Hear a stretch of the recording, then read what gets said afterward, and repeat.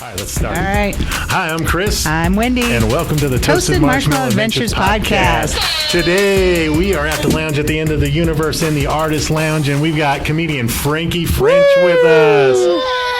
Thank you so much for being here and coming to Idaho. Your faces. What Are you out of New York? No, I'm not technically out of New York. Okay. I am out of DC, by way of LA, and then sometimes New York. What? I know. What a fucking cunt. Yeah. Ooh, right? Am I allowed You to can say? say Of course. whatever you want. Please do. I We use love it- the C word. Okay, egregiously. I use it like it's juice. Okay, you know what I mean? It's like my oxygen. We are not afraid. Yeah, call my daughter one all the time. But my point is, it's always in love. Going live. In love. So I was in DC is where I started comedy, right? And then I was there for, I want to say probably about 3-4 years. And then I started, actually, this is a good story to tell because I got my start in New York through Stand-up New York. Oh, the cool. club that's going, Yes. the Idaho, hence why I'm here, right? Awesome. Yeah, so, that warn up. Cipher sounds get Yes. every time. Yes. And so they hosted a comedy festival for the club. I want to say, let me think. This was, so it's 2021. I want to say it was 2018, if I'm not mistaken. That feels rightish, right? Yeah. And I didn't pass through, and I cried tears. Like I was so upset, right? Yeah. Because it was it's your dream doing comedy, and I was based in DC, and I was like, this is my one shot to get in a New York club, and I blew it. But I had a phenomenal set, right? Right. And so probably like 2-3 weeks later, I get an email from the club like, hey, do you want to come down and do some spots? And I was like, fuck yeah, horse. I'm going to win everything. Yeah. I'm coming home, mama. You know what I mean? Like, so I go down and at first, you do check spots, right? Okay. And if you don't know, if you're listening, you don't know what check spots are, that's the part of the show where at the end of the evening, everyone that's ordered food, that the waitress and waiters are coming around to get give and get checks, right? Okay. So it's very noisy and kind of a lot of commotion. Comics typically hate the check spot, Right. Yeah. But I'm a loud fucking bitch, okay? So you're going to hear me through this check spot. I don't care. No problem. No, bring up the cacophony. Like, you're going to hear me, okay? Yeah. And so I was blowing out the check spots, right? And then I started getting invited for guest spots. And then I started getting invited to host. And then I became a regular at the club. Oh, that's awesome. Yeah, so that was about anyone listening. So if you're a comic and you're listening, you're wondering, how do I get into a club? How do I get into a club?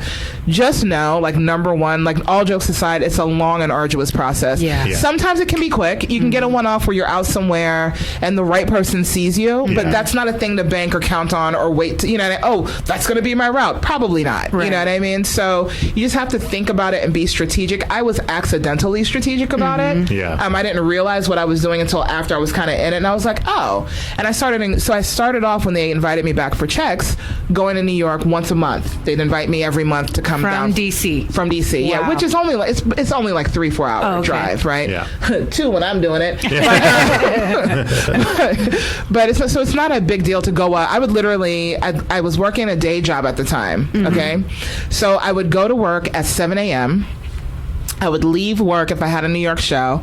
I would leave all my stuff at work. I would hop on a bus at like 4 o'clock. Wow. Get to New York, do my like 10 o'clock spot, 11, whatever spots I had. Yeah. Get on the 3 a.m. bus, Oh go my back God. to DC and go straight into work and then go home to my family after. Yeah. And then go to shows that night in DC. Yeah. Oh, it's a brutal, disgusting, grind. murderous, unforgiving, unapologetic Doesn't grind. give a shit. Does not. Comedy is that dirty doesn't fucking give a whore with great pussy Yeah. that you can't stop fucking, but she's spending all of your money and fucking all your friends and doing all your goddamn coke. Yeah. All of your coke. Okay. Right. And you keep bringing her home to mama. And you don't Right. understand why she doesn't love her because she's a dirty whore. Yeah. You know what I mean? That's comedy. Yeah. And you're like, but like I love her. addicted. Yeah. Yeah. It's a Wow. nightmare. And so I started going every month. Right?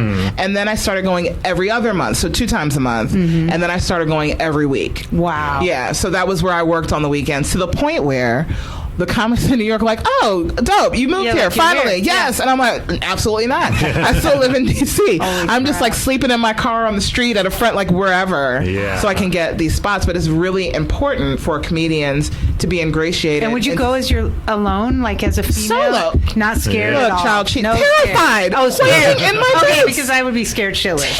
Terrified. Okay, I'm glad to hear that, honestly.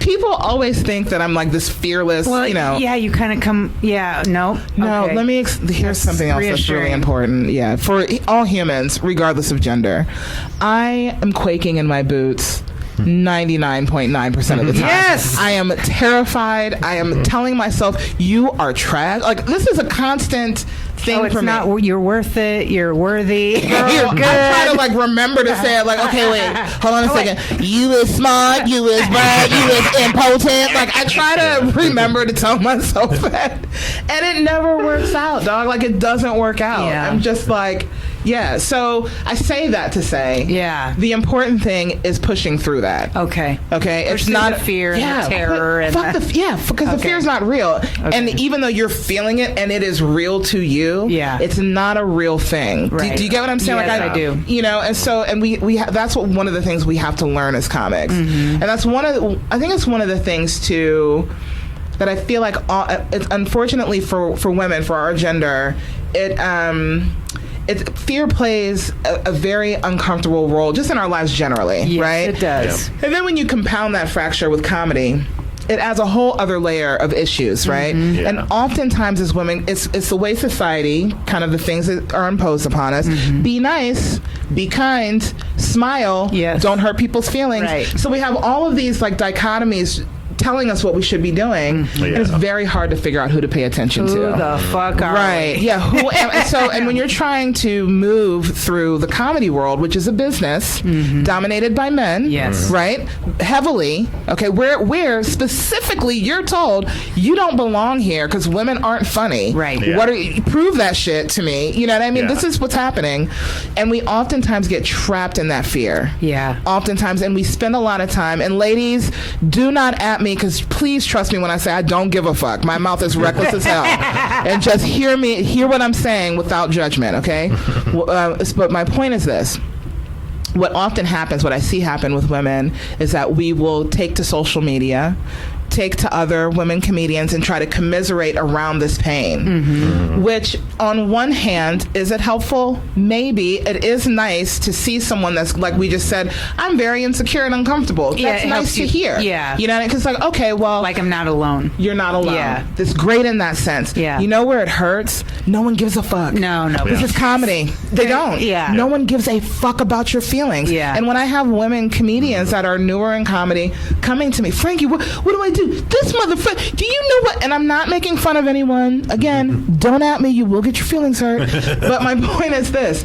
Like I said, no one cares. And it's just business. It's a business. So what you have to do, if you want to be in comedy, and take me at my word or don't, doesn't make a difference. I'm genuinely trying to help out of love. You have to fight and push through that shit. Right. Yeah. You have to Just say, ignore it. It's not even ignore it. Oh. Acknowledge it. Confront that shit privately sometimes.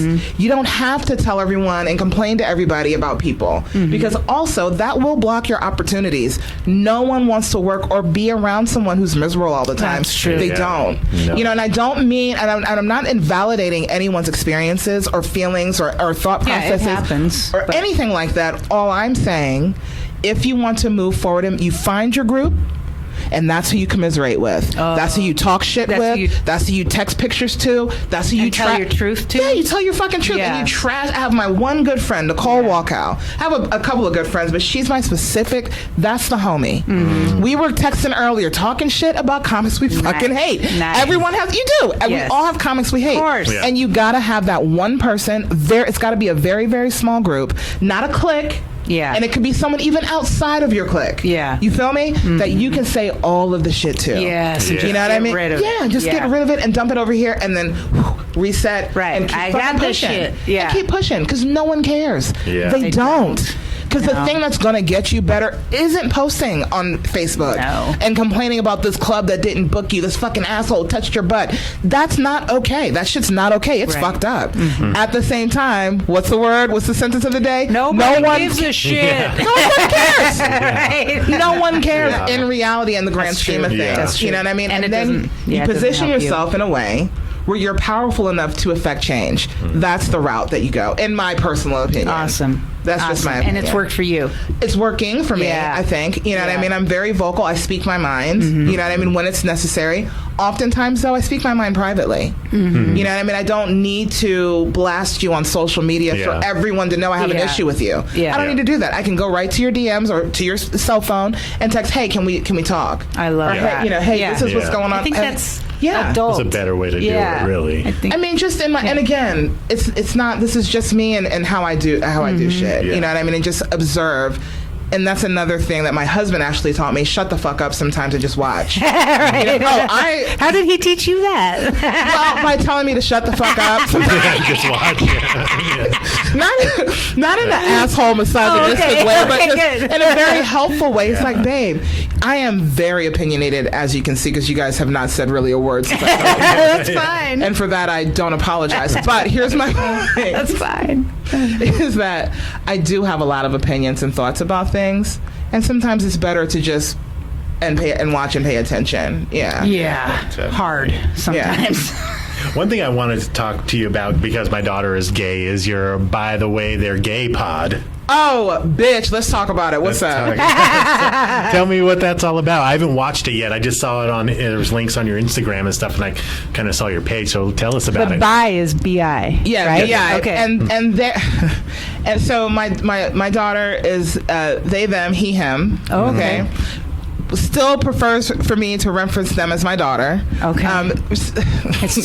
They are just new. They're giving me all the stuff and the things to work with, right? And I often slip and call them she. Yeah. And they're always like, well, as long as you're making an effort, like it doesn't really matter, but I want you to know how I identify.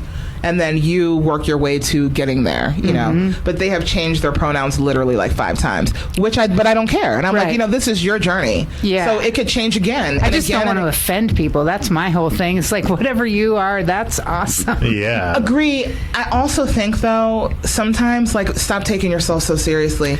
No one's trying to offend you all the time. Yeah. You know what I mean? Yeah. Give people no one's used to all of this is new. For everyone. Yes. We're all. Most of us, I feel like, are trying our best. Yeah. Trying, yeah. So my daughter came out at 10 years old as gay. Wow. Right? Sat me down and said, Mommy, I need to freaking talk to you and don't freak out about it. To which I responded, what is it? Are you gay? Oh, thanks. Yeah, right. That's what we did. We're like, you're gay, right? Off the bat. Yeah. She goes, they go, how did you know? You just ruined my coming out. And I said, well, last week you told Mommy that you wanted to join the basketball team. My first clue, okay? Then you said, and if I don't make the team, can you get me the uniform? That's gay. I'm like, first off, bitch, no man wants a woman in uniform. Number fucking one. It's too much power. It's too much power. So we had a laugh about it. And then, I never came out to anyone as bi. I have been my whole life because I just never felt like it was anyone's business. It wasn't anything I was hiding because I lived my life out in the open. Sometimes I'm dating a woman, sometimes I'm dating a man. It wasn't anything, you know what I mean? I'm just didn't need to announce. No, I don't need for what? You see it, and if you say something stupid, pop, in the mouth, and now you've learned your lesson and we can move on, right?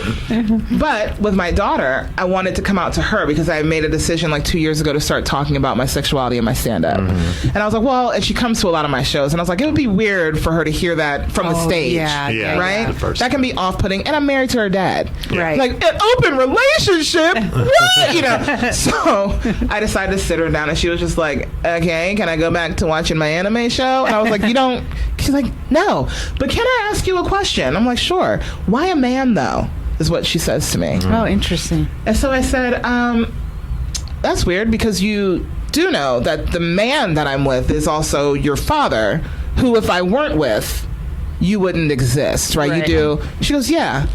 but why man though? That's how gay she is. I'm like, she's willing to annihilate her existence for mommy to get some puss. Like, that's like, I just want you to get that sweet, sweet puss, mom. Like, I don't understand what's happening. Just looking out for you.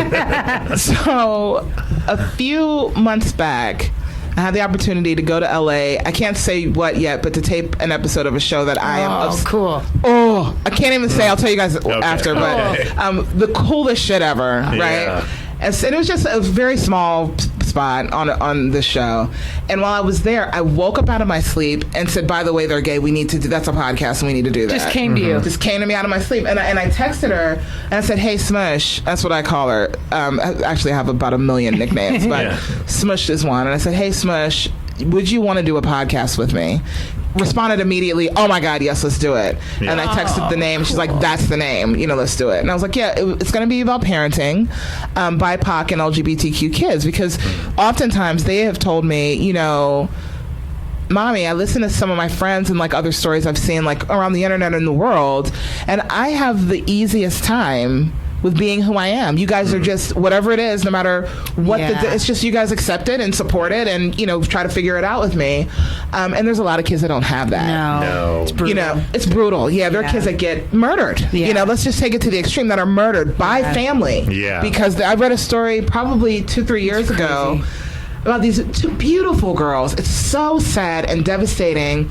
And the father and brother of one of the girls beat her girlfriend to death. Wow. Beat her to death with their hands. Jeez. How do you get to a point I don't get it. Yeah. with a human person that's not assaulting you or your family? Yeah, Because exactly. that I can understand. You come in my house and you try to hurt me or my That's kid, one thing. I can rip your heart out through your chest. It's the easiest way to a man's heart, as a matter of fact. But actually, you need a bone saw, but that's beside the point. But how do you get to a point with a human because of who they are innately to physically murder them with your hands? Yeah. No. I don't understand it. Mm-mm. And yes, that's the extreme, but a lot of people experience some, semblance of that. Yeah. So hence we did this podcast. Oh, that's awesome. And I think it's great for people to see the way Boots and I relate to each other. We have a very it's very friendshipy. Do you get what I'm saying? Yeah. But with this How very old is she? clear, she's 15 now. Or they? How old are they? 15 now. Oh, cool. Yeah, and it's just like, you're my best mommy, you're my best friend. Oh. And not in a way like, I don't have friends, you're my best friend. Yeah. Like, gross, like, please get out of my house. Yeah. No, not That was my son. Oh, yeah, let's get the fuck out. My best friend. Yeah. Like, Oh, we he couldn't said date that. it. And we were like, that is a problem. We should not be. This is awkward. Yeah. But in a sense of, we trust each other. Oh, that's awesome. And I did not, my mom was a fucking monster. Oh, like, okay. she tried to murder suicide me when I was 8. Wow. Literally, I watched her sitting outside of the doorway of the bathroom, and I was 8. I didn't know what she was doing, but I was watching her taking handfuls of pills and doing her makeup and taking a handful of pill and then she gave me away, didn't raise me. So me and my grandmother who raised me were living in her house at the time. Yeah. And every like couple of years, me and my grandma would move in with her to help her, for my grandma to help her with Was your my grandma siblings. good to you?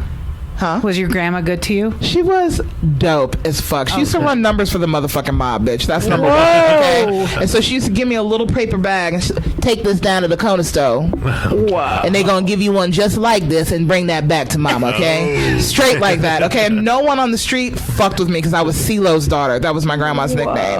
Before CeeLo Green, okay? Yeah, motherfucking CeeLo. My grandma was fantastic. She was dope.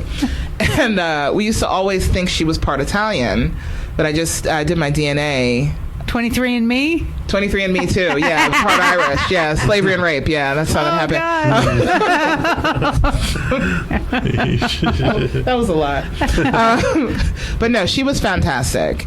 But yeah, and my mom was just like taking these pills and washing them down, and then turns to me and says, "Do you want to get ice cream?" And I remember thinking in that moment, she wants to spend time, being so happy. Of course. And she just drove until she fell asleep and like ran into a pole. Oh my God. Yeah. With and you in the car? She was trying to kill us both. Wow. Yeah. And I remember just these white people coming and saving us. And I don't remember anything else around it. I don't remember the after. I don't remember anything other than kind of waking up, seeing people coming to the car to get me out, and not really understanding any of it.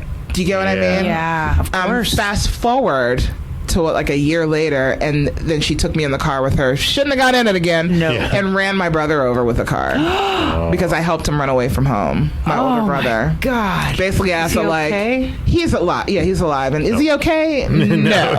He's a serious drug addict. Like, I honestly don't know if he's alive at this point, but this got dark. Yeah. How did you do therapy, or you just got your shit together on your own? Because that's a lot of heavy stuff. I mean, Does comedy must help you?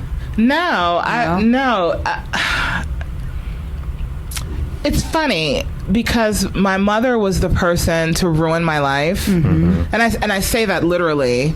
Because there's so much back stuff that happened. You know, those are just like There some. has to be. Yeah, there's so much back stuff. Like literally, with just like my personal paperwork. Like I don't even technically have a name. She never named me at birth, and it's been a lifelong struggle trying to get that fixed. Yeah. You know what I mean? So because I need a passport for it. Like I'm starting to travel. You know what I mean? Yeah. And things are, and I need certain things, and I can't get them because of things that my mom did. You know what I mean? Or So didn't. Yeah. yeah, like I've had lawyers like do all of the stuff and the things, and every time I go to get it fixed, it doesn't work. Another story. But here's a funny thing.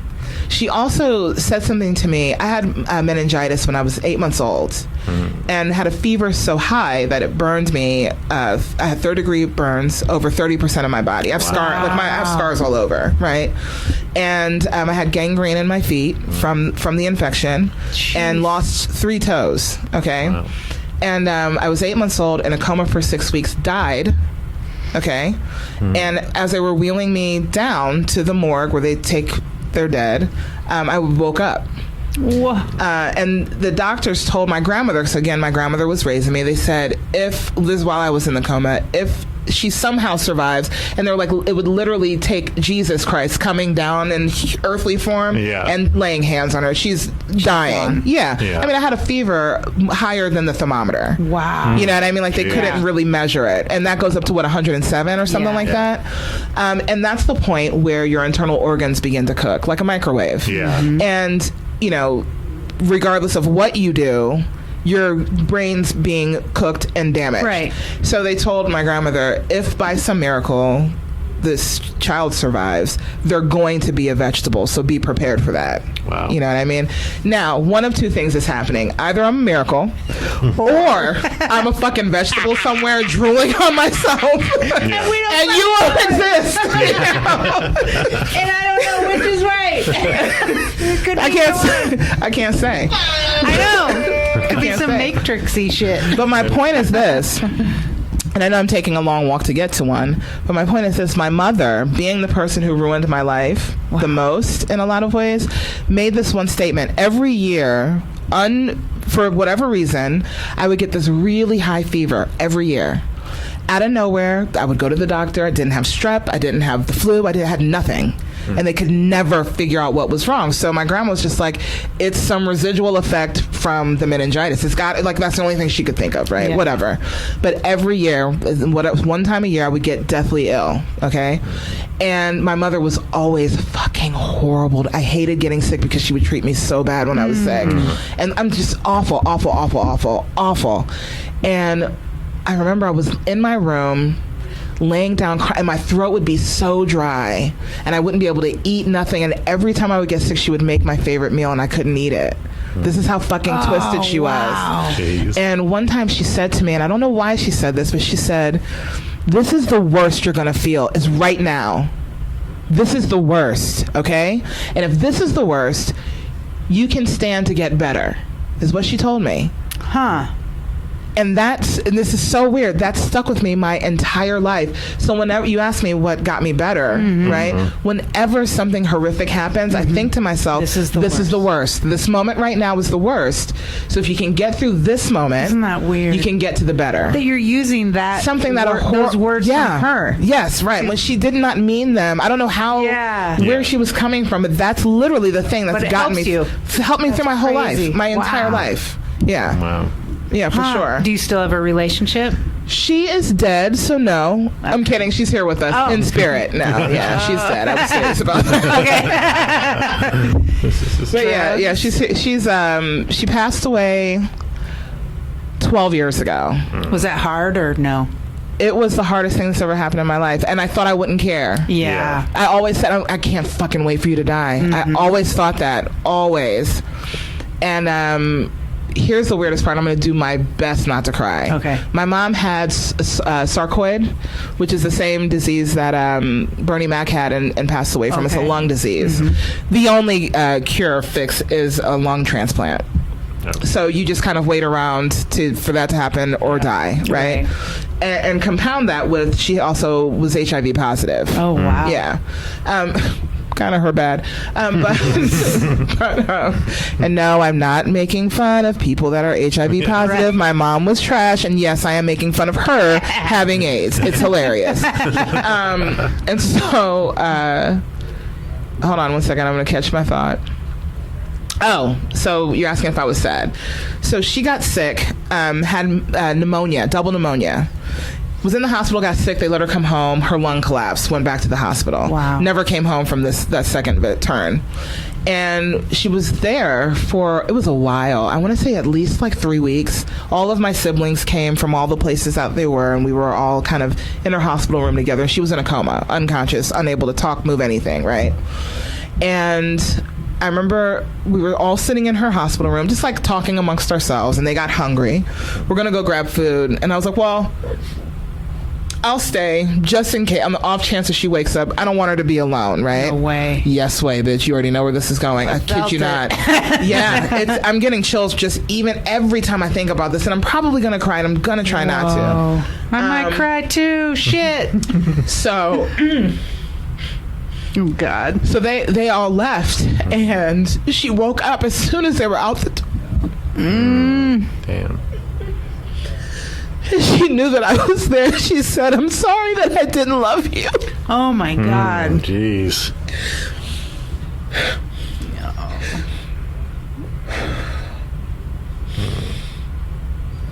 Oh, my God. Jeez. How old were you? Or is it? I'll never tell you my age, bitch. Because then I'll subtract. Exactly. Divide and add and multiply. Nobody needs that shit. And she said, I'm sorry that I didn't love you. Oh, my God. And that was the most validating thing I'd ever heard, because I knew that my whole life. I knew for whatever reason she just couldn't. Yeah. And she knew it, and for her to say it to me was huge. It was everything. Did it release everything for you, or it didn't? But I let her go with peace, and I said, "I forgive you." Wow, and it's okay for you to go. Oh, geez. I don't know that I would have had that strength. I had to, because it was the right thing for her. Yeah. You know, and I didn't understand why I did it in the moment. Yeah. I didn't understand how I did it in the moment. I just knew I was supposed to do it. And years later, I realized how hard it is to be a parent, just to be a person existing. Yeah. My mom had 6 kids, right? Wow. My my sister right after me was kidnapped when we were infants, so I didn't even know her. I'm telling you, my backstory is the worst Lifetime movie you'll ever hear, okay? Wow. So I got a phone call one day of someone just saying, "Hey, I'm your sister," and I started bawling. I was like, "No, you're not. What are you talking about?" And then, everything kind of came out from there. Wow. So that she went back into a coma, never woke up, and then she was on life support like the next week. And then my siblings were too pussy to tell the doctor to take her off life support, so they gave me the decision. Wow. And I immediately said, unplug that bitch.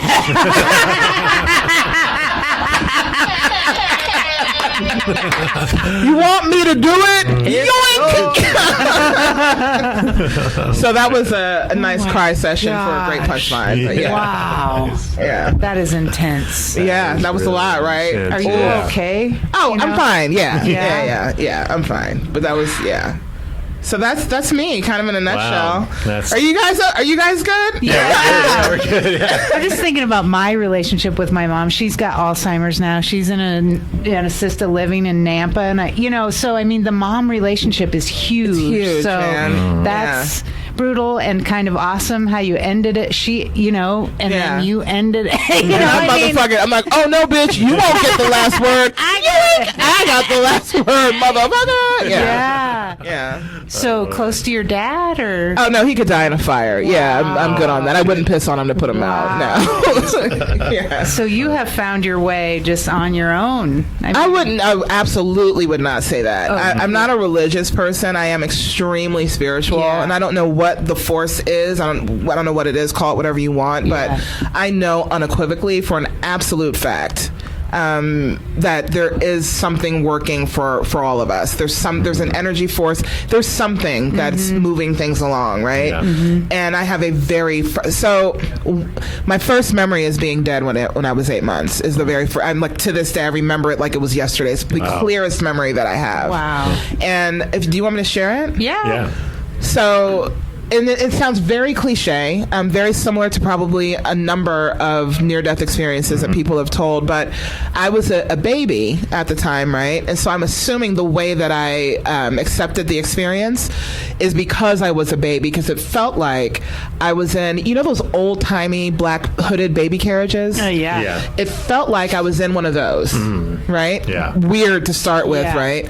And then I felt like I was being pushed up, like in an upward motion. Also weird. Yeah. And I remember at a point there was this bright light. I'm not even kidding. It sounds fucking crazy, but there was. And I remember it being so bright. I remember thinking in my baby brain, how am I able to look at this directly? This should be hurting my eyes, was the thought that I had. And then I remember going, what's that feeling? Because it wasn't like a thing I was looking at, even though I was seeing it, I was feeling it, if that makes any sense. And I remember feeling just absolute love. Oh, okay. That's and I can explain it no different than that. It was just the absolute feeling and certainty of love, unabashed, unconditional, unequivocal, 100% pure love, right?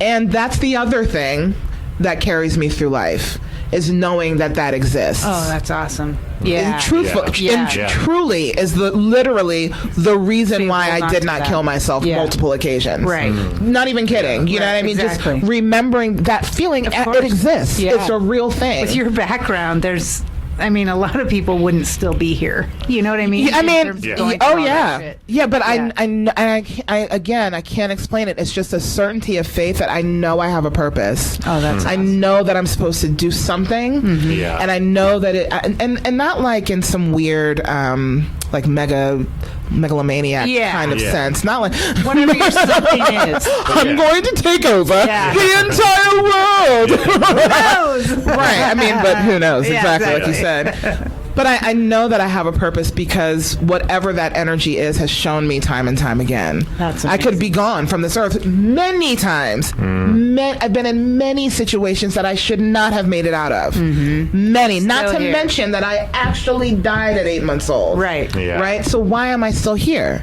Yeah. It doesn't make sense unless there's a thing I'm supposed to do. Right. Does that make sense? Yeah. And so that's the thing, to answer all of the questions. Wow. Finally, that's all of those things combined are what pushes and propels me forward. Wow. Yeah. And did you pick your name? Franqi French? Because you said... I did. So my real name is Bahija, which is actually Muslim. So I was born into an Islamic... My family was Muslim when I was born. Yeah. And so I still pray in Arabic even to this day. Like, there's just... Yeah.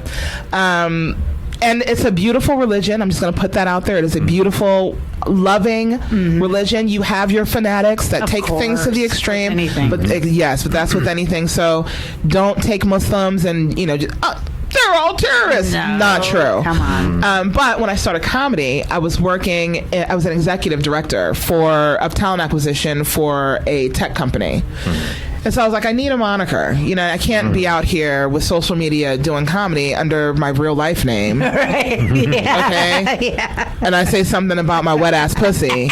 and they call my HR department, and then I don't have a job, so I want to talk about eating ass. You know, like that's dumb, right? Yeah. So, and I often tell people, they're like, "Where did you get your name?" And I usually say from my favorite uncle, but in reality, it's my husband's old nickname. Oh, cool. Yeah, and this is the first name, and I took it and kind of changed how you spelled it and made it my own. Yeah. And I picked French just because I liked the alliteration, right?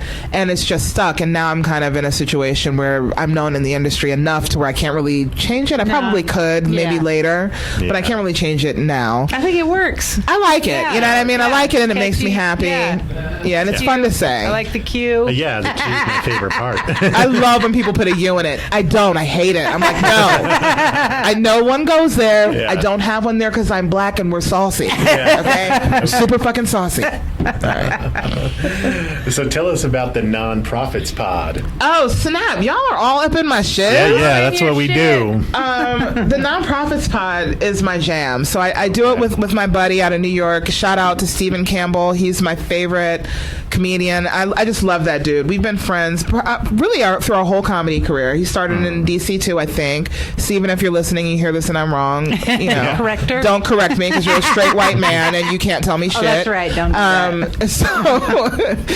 So we've always kind of threatened to work with each other because he's literally just the sweetest boy in school. You know what I mean? And I've just always wanted to work with him. He's just got this super loving heart and spirit. Yeah. And then the pandemic hit, and he just calls me up. He's like, "Hey, Franqi, let's do a fundraising podcast where we do like jokes and stuff with about nonprofits, and then bring people on." And I'm like, "Yeah, that's genius." And I was like, "Well, can we call it nonprofits? PH, you know, like the prophet, you know, like Jesus, right? Because we're not prophets." And he's like, "Yeah, love it." I'm like, "Well, dope. Let's do this shit." And now we've got like sponsorship with Lululemon. We're awesome. working to package it as a TV show for a couple of networks. So like it's becoming a really cool thing. Like it's becoming a really cool thing. And we've made some great partnerships. Like BLM of Greater New York. Shout out to Hawk and Shavana Newsom. They're like two of my literal heroes. And then when we very first started the podcast, they were the first guests I wanted on. Very big dreams, right? I'm like, so how do we get Jaden Smith? Like that's the first person I want to interview. Like that's how my brain works. It would be amazing if we got like it'd be amazing, bitch. It's not gonna happen, you know. So they were the first people I wanted to interview, and I think our 18th episode, I think ish around there, we got to bring them on and interview them. That's cool. Wow. And we've interviewed Comedy Gives Back. I'm sure you guys are familiar with them. Shout out to Jody Lieberman, Amber J, and Zoe Friedman. Shout out to those guys. They are phenomenal. Jody's my manager, actually. Oh, nice. So she's phenomenal, and they created this whole for comics, you know, out of work, and they had been building it up for some years, and then COVID hit, like perfect timing. What type of kismet is that? Yeah. And then they were able to service so many comedians and give out these grants, which I was very grateful to be a recipient of. You know, so very amazing. And we've been able to make these partnerships and work and kind of shed light on different people, small and big, who are making a difference. And I feel like our real motivation is not for clout, it's not for likes and clicks and listens. Obviously we want those things, but that's not the goal or the mission. You know, Stephen and I can say are two people who genuinely give a shit about humanity. I feel like, and I think you guys do too, and I think most of us do. But you have like this sect of people who more so care about themselves or pockets in the bottom line. You know, and they seem to be the ones in power, kind of manipulating things. So you know, making people think, oh, I want more of the Kardashians. No, you don't. I mean, you don't want that. No. So we're just trying to do our part and put a little bit of good kind of back in the world, right? Nice. And the ultimate goal is to be like the new wave like telethon, you know, not, you know what I mean, in a really cool head, because the way we're formulating the TV show, there'll be sketches involved around social justice, and we'll spotlight a comedian, give them a 5-minute set to come and do on the show related to whatever topic we're talking about, right? So this newly imagined thing, because I feel like, or Stephen and I feel like, everyone all over the world wants to get involved, right? Especially right now, we're all like jazzed about how can I help? How can I get involved? But we're all kind of lazy. Not a bad thing. Seriously, it's not a judgment at all, because I am the laziest bitch. If I can find a way to sit on my goddamn sofa, smoke some weed, and eat chocolate chips all day long, I know. guess what? Okay? I'm there. Sure. You sprinkle a little sex in there somewhere. Yeah. You sprinkle a little sex in there somewhere. Oh, you know, it's my jam. Right? Yeah. So that said, we're working to build this thing out. So we want to be the go-to place. How can I help? How can I get involved? What's going on in the world? Oh, let me check out nonprofits. Oh, nice. Because we always share resources. Yeah. We always give people ways that they can get involved, donate, come out to this, volunteer here. You know what I mean? We want to, like I said, build out the hub of the hub of helping. That's cool. You know what I mean? Because what can you imagine sitting on your sofa, right? It's Saturday night. You don't feel like going. You've canceled all plans. Yeah. What? That's a win, okay? And now you're in your fucking underwear, beer in hand, joint in your whatever your thing is, okay? Watching TV, nonprofits comes on. You're like, oh, dope. Oh, cool. Text. Boom. And now you've just donated $150 to blah, blah, blah. Yeah. To save whatever. You just fed 8 kids in Nigeria or whatever. You know what I mean? Underwear. And you're underwear. How dope is that? And I don't want to make Americans any more lazy. That's not the goal. Yeah. But also, those of us that are active and out and on the road and on the move late at night in your hotel room. Oh, let me go watch that rerun of Nonprofits on Hulu or Netflix or wherever. Oh, I can just text right now. It's still that. Oh, dope. That still works. How fantastic is that? Yeah, that's you know what I mean. Like it's going to be awesome. Yeah. So that's what Nonprofits is in a nutshell. Okay, I'm gonna have to check it out because I just was scrolling through and I saw this today. It's super fun. I think my favorite quote from the show is when it's one of my quotes actually, and I said, "Don't shit on my chest and tell me it's finger paint." Like that should be a quote for everybody. That should be on a T-shirt. I'm getting T-shirts made. Seriously, I'm getting T-shirts made, and basically it's like poop and the phrase is going to be finger painted into the poop we will buy with like that. bits of corn in it. Oh, I know. It's disgusting. You gotta have corn. I mean, is it even shit if there's no corn in it? That gives you an idea of kind of how much of an idiot we both are. That. That's our thing. Yeah, I mean, we're toasted marshmallow adventures. come on. So when I got the text to come up and talk with you guys, the way that it read is, it said, Franqi French, toasted marshmallow. And I was like, oh, that's a cute nickname. He's calling me Franqi French, toasted marshmallow. Okay, I like that. I didn't know we were on the nickname basis. And then I'm like, oh, we're not. Okay. That's the show. My bad. All right, whatever. I mean, whatever. I didn't want that nickname. Yeah, right. Like it was important to everything of myself in my life. Whatever. Yeah. So I love you can use it if you like. I'm Franqi French toasted marshmallow, but whatever. Yeah, right.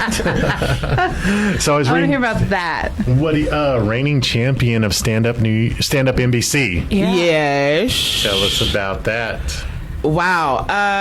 So Stand-up NBC was the bane of my existence. Was it really? So I started comedy in 2013. And a friend of mine, shout out to Glow Butler out of New York. She's also a comedian, fantastic queer comedian. She has Glow in the City that she does a monthly queer show. It's cool. Yeah, it's fucking fantastic. And she's like, Franqi, NBC does the showcase every year, and you got to audition, blah, blah, blah. You should try it out. So second year, 2014, I've been doing comedy 2 years. I'm a fucking expert, bitch. I'm going to go audition and become an overnight sensation. Of course. Yeah. No, you're not, you stupid whore. That's not what's going to happen. Okay, you're going to get up there and eat a dick for 60 seconds, and then you're going to cry the 4 hours home from New York. That's what's going to happen. All right? So that was 2014. And so the process for Stand Up New York is this. They have the open call. They do it in 5 cities every year, right? I live in D.C., so New York is the closest to me, so I'll drive up. You still live there? I'm still in D.C., yeah. Wow, that's the whole other... Okay. I'll tell you that story, where I am, goes into this story. Okay. So I auditioned 2014 the first time. 2015, 2016, 2017, dick, right? And the process is this. They have an open call. Let's say it's on a Friday. It's on a Friday. Open calls start at 9 a.m. on Saturday morning. You have to be in line, because they only take the first 100 comics. So you have to be in line within the first 100 at 9 a.m. So people start lining up at like midnight the night before, right? Or that morning. Yeah. So you're sleeping in the street with the rats of New York. You're not really sleeping. You're just sitting up, kind of commiserating with the other comics, maybe dozing off for 30 minutes here and there, whatever. And then you wake up and you are rocked. Okay? Yeah. Now you got to go turn it on, and you get 60 seconds, bitch. Whoa. That's it. Yeah. Make or break. To prove yourself. Yeah. 60 seconds. Come on. Wow. Let's do it. What do you have? What do you got? So, excuse me, I just burped. That's all right. What an animal. That's disgusting. You should literally kick me off the show and just delete this episode. 2019, I actually had an ostomy bag from some medical shit that happened. So I've actually farted on the podcast through my stoma. So burp is fine. Yeah, so you're fucking disgusting, bro, is what you're saying. All right. I was going to call you a bag of shit, but then that's too literal. It's too on the nose. It's too on the nose. It was literal. Really quick, I have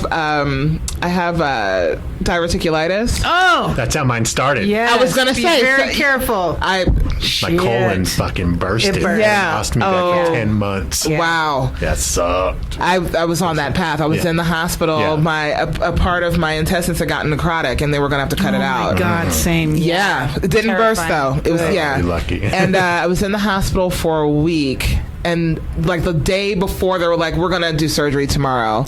Everything like just went back to normal. Wow. Not even I know. Oh my God. Not even fucking this shitting you. Whatever this I'm covered. Yeah. Whatever. You're supposed to be thanks. And but I remember the night before, the doctor was explaining to me what the procedure was going to be like, and that I would get a colostomy bag. Yeah. And I said to the doctor, I said, I'm a comic. I can't have a colostomy bag. Not because I didn't want to, but I'm like, I can't go around other comics with a fucking colostomy bag. They're going to burn me to the goddamn ground. Yeah, exactly. I can't do this. Yeah. So good on you. You are a mensch and a scholar. Like, holy shit, right? Yeah. Holy crap. That's a lot. God bless you. Give me a little bit. Almost died. No, I've been there twice. I just had a second bout where I had a tear. Oh. And that was just like 3 months ago, where I was in the hospital again for 8 days. Wow. Yeah, and was so scary. Oh, it was fucking terrifying. Terrifying. And I'm like praying, like, please, I don't want the surgery. And now I've been trying to like eat better and like no live. seeds, right? No fucking seeds, dog. And I'm like, almonds. Oh, I know. Oh, yeah. Oh, Like, if it has seeds in it, don't do it. Yeah. No. I don't fuck around. So anyway, what were we talking about before? Stand-up. Oh yeah, Stand-up NBC. New York, or NBC, yeah. So 2017, I did it 14, 15, 16, 17, right? And then 2017, I was like, you know what? F that S. Now, here's the lesson. Again, ladies, I'm saying to ladies directly because of what I said earlier, but this goes for any comedian, again, regardless of gender. Take ownership of your shit. Okay, take stock of your shit, take accountability of it. And here's why. I was like, man, F this S. I'm a BF&D and they need to know it. This ish is fucking rigged. They've already picked the people before. This is just a dog and pony show. Right? This is in my brain. Yeah. I'm amazing. Okay? That fucking 60 seconds I dropped on those bitches was dope AF. That was me, right? Yeah. And then I said, you know what? And fuck them. I'm not even auditioning in 2018. Yeah, they'll see. They don't give a fuck. No one cared that I didn't even know there was a boycott happening. I was just. No one's like, where's Franqi? No one said that. No one said that. Okay. But that year, 2018, I go to LA to do Marcella Aguilera's show, Woman Crush Wednesdays at Hollywood Improv. And I submitted. She's like, love you. Come do a set. Dope. I go to LA. I'm there for a week. And I'm bopping around to all the different clubs. I love watching comedy. I love pro shit. Hate open mics, just for the record. But some pro shit, I can sit and just all night watch comedy, right? So I'm in the LA. I go to the Laugh Factory. We've been there. Yes, I love the Laugh Factory. And I'm watching this comic level the goddamn room. And you know how you every now and again you'll see and a lot of comics are funny. I'm not talking about funny. Yeah. I'm talking about you're like, oh, well, they're going to be a megastar. You know when you see that on stage, it was that. And I'm going, I'm looking around, I'm like, they're not, and yes, the audience was into it, but they didn't understand who this motherfucker was. You know what I mean? Like, I'm like, you're not getting it, right? And so I'm freaking out. He's finished, gets off stage, ruckus applause and laughter, and he walks outside. I follow him because, of course, right? Who are you? Yeah. So I go outside. I'm like, hey, man. My name's Franqi, out of DC or whatever at the time.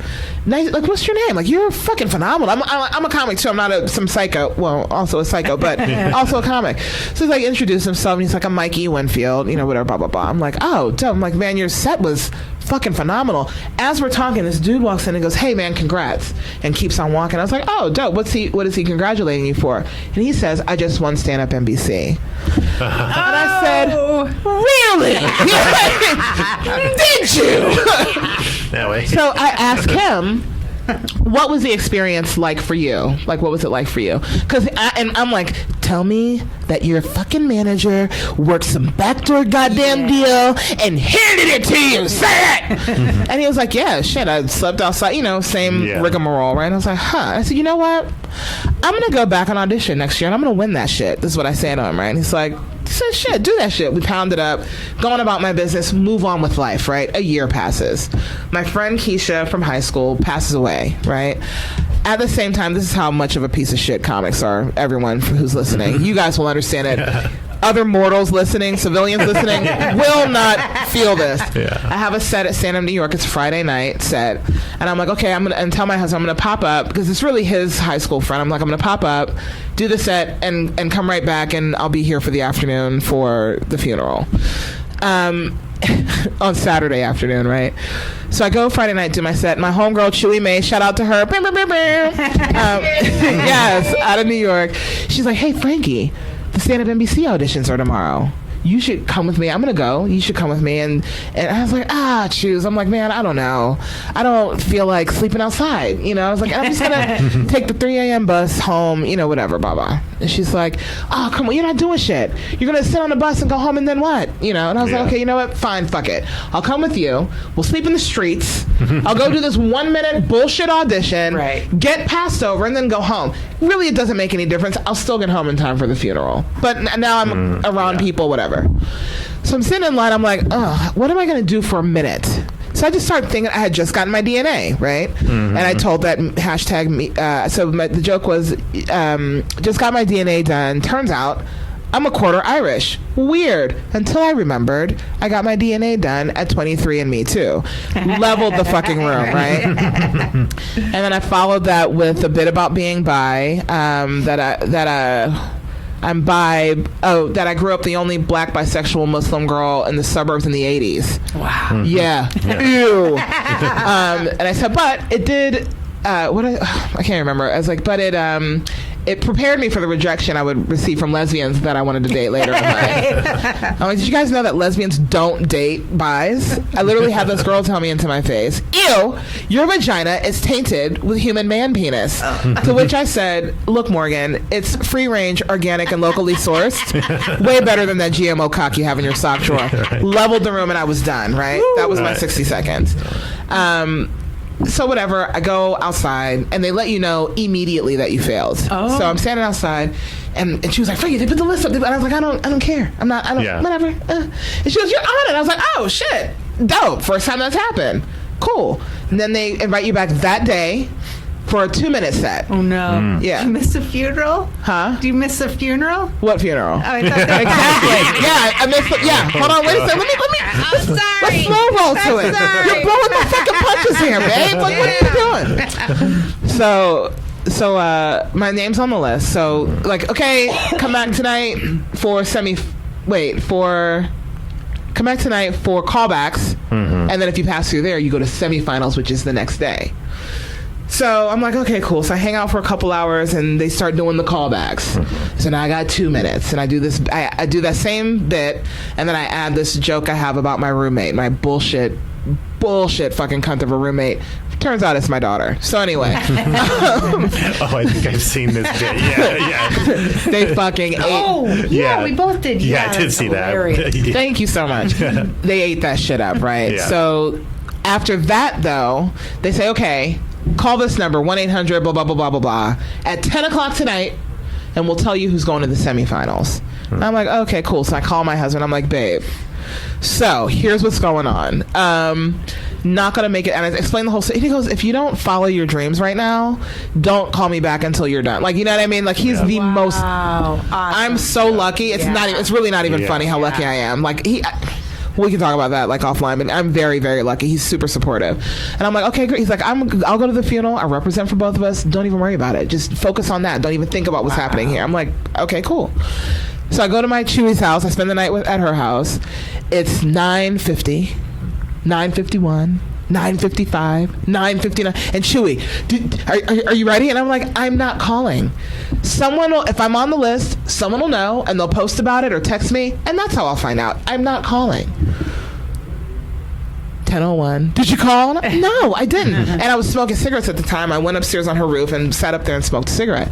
She goes, oh, Franqi, you need to call. And I said, just tell me, did I get it? She goes, you did. They said your name first. I'm like, okay, dope. And so then I called and I was like, that's kind of cool to hear. You know, that's kind of cool. And so the next night, and I know it seems like I'm playing this all cool. I'm not. Yeah. It wasn't even that I was being cool. It was just that I'm like, they're going to tell me to fuck off. Yeah. It's just, when are they going to tell me to fuck off? You know what I mean? So I go to the semifinals the next night.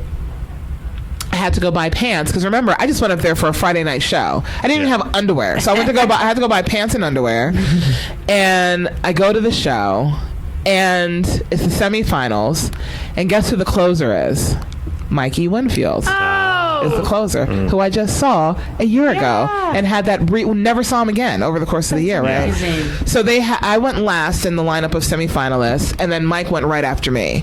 And he comes off stage, and you see him looking for someone, and he sees me, and he's like, and he comes walking directly at me, and he goes, Franqi, he goes, I remember you. I remember talking to you outside of Laugh Factory, and you said you were going to audition this year and win the whole thing. He said, you might win this whole shit. He said, I had a really fucking hard time following you. And that made me feel, at that point, it didn't matter to me what really happened. Just, you guys know, being a comedian, you guys are both comedians, right? No, we're not. Well, we're fuck big, both of you. We're big fans. Well, why am I bearing my soul, you idiots? Because we love you. I love you guys right there. But being a comic, you know, you don't, yes, you get validation from your audience because they're laughing or clapping, but right? Comics. Yeah, but when you get another comic, it's just, it's a different thing, right? It's huge. And someone that you like so much and respect. Yeah. Right? Yeah. And so we took another picture, and I'll show you guys. I'll send it to you if you want to post it with this podcast. It'll be fun. And we took another picture in the same position we were the year before, and I posted two side by sides, right? It was just such a great full circle moment, right? And I was driving Lyft at the time, right? And like a month goes by, we don't hear anything, and I'm just putting it out of my mind. So I'm like, whatever. Then I get an email saying, hey guys, just so you know, this is the date for the finals in LA. The finalists will be flown out to LA, hotel, the fucking works, right? Yeah. Guess what day it was? My fucking birthday. Whoa. So I say to my husband, I say, if I get these finals, I'm going to win. And I said, the only reason I know that is because it's my birthday. There is no way. It's just, there isn't a planet where I get this on my birthday that I've been pursuing for 5 years. Yeah. And I don't win. And I don't win it. That's just not even because I'm so great. It's just not even a thing, right? So I'm driving Lyft. I see, and I have the number in my phone as NBC, right? And I see NBC pop up on my phone. I'm like, no, this is it. And it's like it's like noon, Did you have a passenger at the time? I just dropped a passenger. Oh. Literally, I was pulled over and they had just gotten out of my car. And I'm like, hello? And I hear, hey, Franqi. And I'm like, oh, fuck. I'm like, you know what? Don't cry until you get off the phone. And so she's like, hey, it's Jandice with NBC. Are you good? Can you talk for a second? I was like, yeah, what's up? And she's like, I've had to make a lot of really tough calls today. So I'm just calling to let you know that you fucking made it. And I said, if you ever call me like that again, I will fly to your house and kill you. Like, you can't. So I'm obviously over the moon. And sure enough, I go to LA, and you asked about fear earlier. And I don't audition well, just like I don't test well. If you catch me just in my element, great. I have since learned how to audition well. It's just getting out of my head for me, right? Yeah. And I'll never forget, I looked fucking great. I had just gotten my hair done. And I don't ever say, like, I look good. I'm not that kid, right? But that night, bitches, You look good. motherfucking smoke show, ho. And I remember just feeling like I look the fucking part, but I don't know if I can pull this off. Every industry person is only industry in this audience. Oh my God. Only the Hollywood Improv was packed to the gills with and I'm watching all of my comrades go up. They're not dying, they're not bombing, they're performing for industry. Yeah. And those laughs are few and far between when you're performing for industry. It's unfucking comfortable. Yeah. And you know, as well, you don't know as fucking comics, you liars. So we feed off of our audience. It's a give and take. It's a very symbiotic relationship, right? And when you're not getting that, it's difficult to get out of your head and kind of move it forward. Yeah. I am shaking in my fucking boots. Everybody in that lineup, killers. Everybody. And they're not, like, again, not bombing, but it's just like talking into this void of silence. Yeah. And so my hands are shaking, my armpits, gross, right? Shit is just, I'm just like, oh God. My ex-boyfriend's there, who I dated years ago. We'll talk about that later.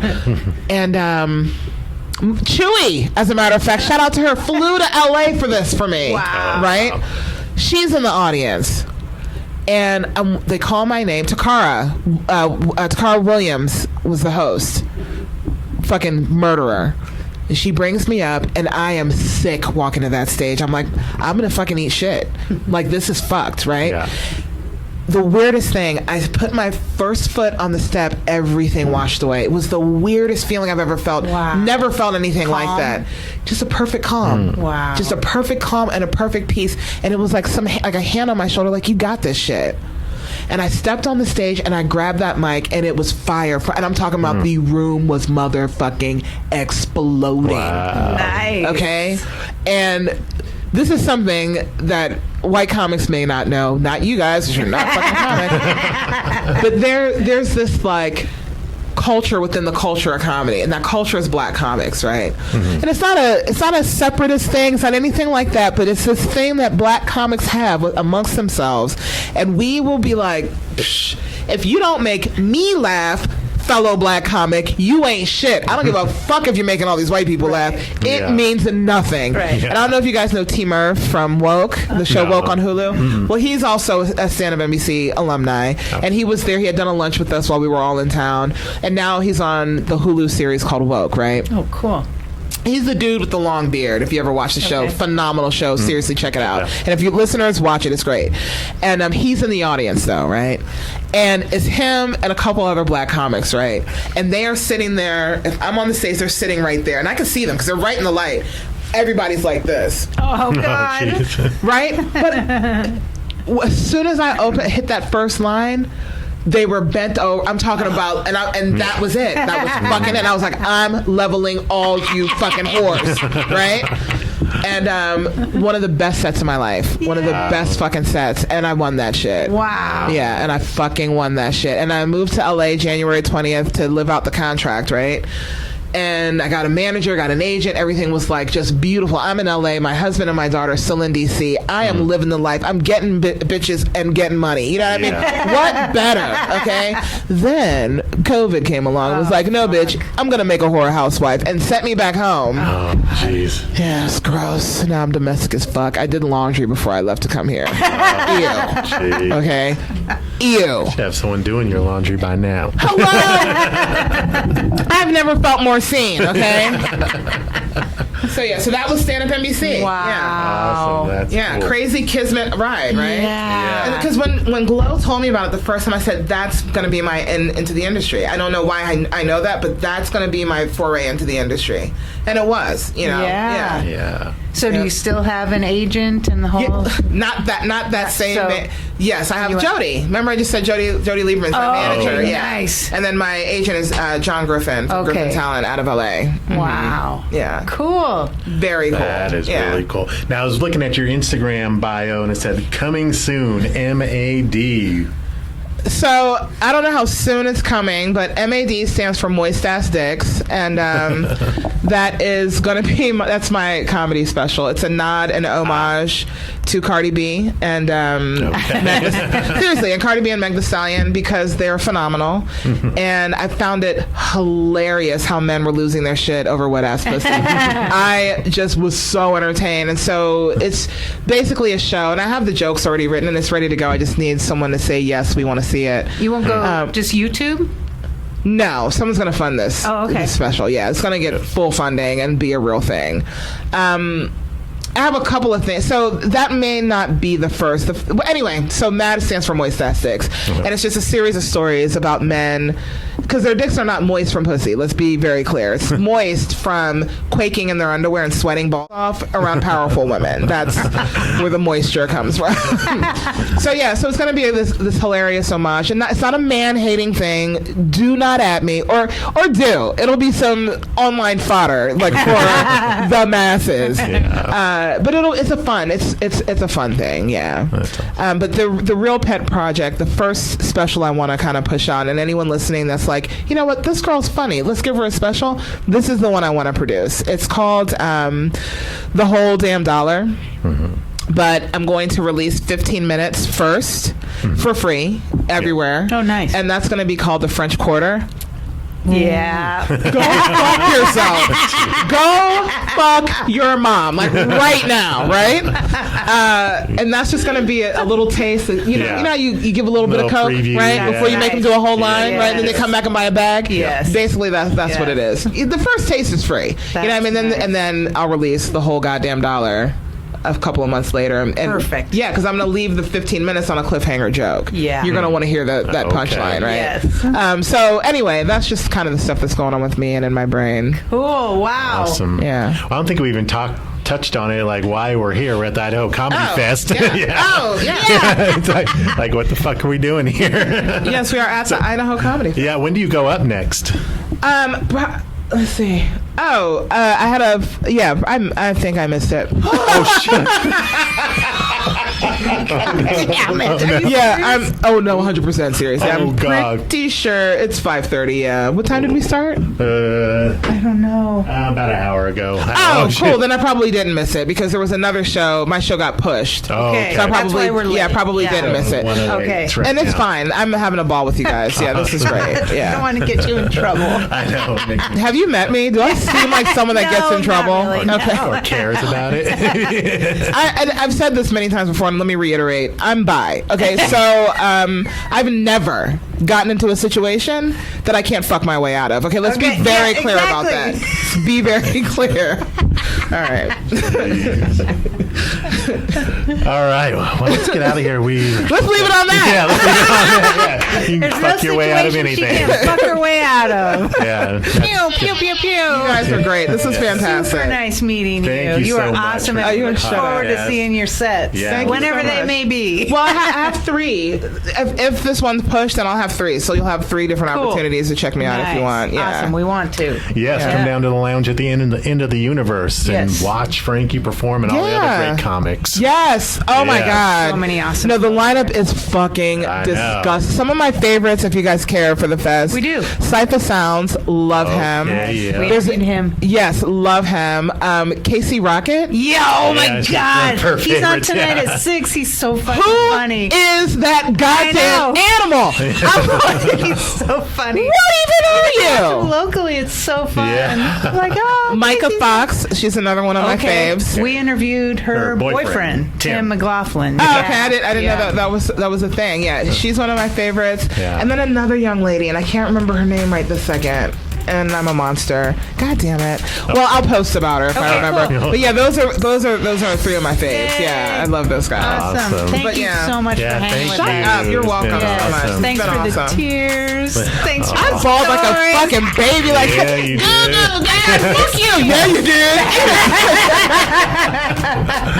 This was good. I needed that. This was great. Thank you, guys. Signing out. I'm signing off. I'm Chris Adams. I'm Wendy Mosher. Hashtag get toasted. Stay toasted. And thank you, Franqi Thank you French. so It's much. been You're welcome. This was amazing. great. Thanks so much.